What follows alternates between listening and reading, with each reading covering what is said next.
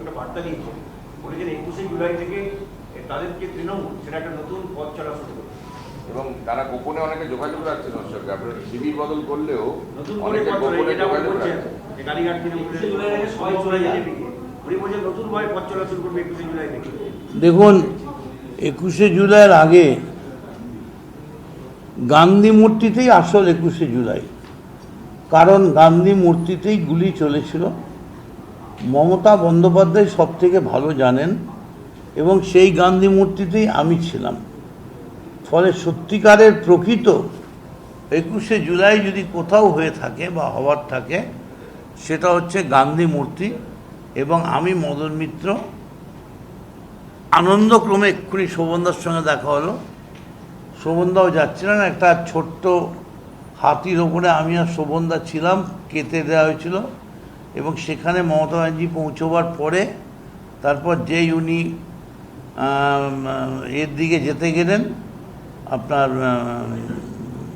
জিপিওর দিকে, তারপরেই গুলি চলল। ফলে সমস্ত তৃণমূল কংগ্রেস কর্মীদের 1 পয়েন্ট টার্গেট হবে সেদিন গান্ধী মূর্তিতে পৌঁছানো। কারণ শহীদদের জন্যে প্রার্থনা করার সবথেকে বড় জায়গা, গান্ধীর থেকে বড় জায়গা কি হতে পারে? সবথেকে বড় শহীদের পায়ের তলায় বসে শহীদদের জন্যে আমরা প্রার্থনা করব। তবে দিদি যেটা বলছেন, আমি শুনলাম আপনার থেকে যে নতুন রুট বার করবেন। এখন নতুন রুট তো আমি দেখছি যে ওদের মধ্যে বেশ কয়েকজন তাদের কারোর বাড়ির তলা দিয়ে, জলের তলা দিয়ে, সুড়ঙ্গের পথ দিয়ে নতুন নতুন রুট বেরোচ্ছে। এরকম কোনো যদি রুট বেরোয় তাহলে ভালোই হবে, রাস্তায় জ্যাম কম হবে। বলছি, আপনি ছেড়ে দিলেন, তারপর কালকে কোয়েল ছেড়ে দিলেন, তারপরে মনীষ গুপ্ত ছেড়ে দিলেন। এই যে একের পর আর ছেড়ে দিচ্ছেন, তো আজকে তাপস চ্যাটার্জি শিবির বদল করবেন, এই যে ধারাবাহিকতা চলছে, এটা কি বলবেন? কালীঘাট তৃণমূলে থাকলো কি না, আমরা কিন্তু কেউ ঠিক কালীঘাট তৃণমূল থাকলো কি উঠে গেল এর ওপর চলছে না। না, শিবির তো বদল করবে। আমরা যেটা মনে করছি যে পথটা আমাদের সঠিক পথের সন্ধান দেবে।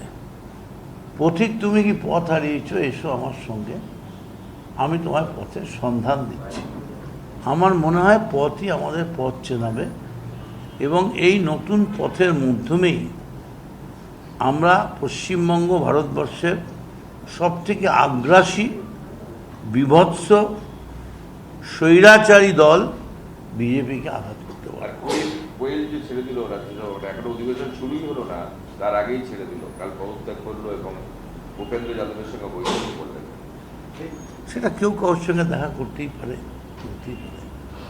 আর ভারতবর্ষের কনস্টিটিউশনে কি আছে সেটা যারা কনস্টিটিউশন বিশেষজ্ঞ তারা বলতে পারে।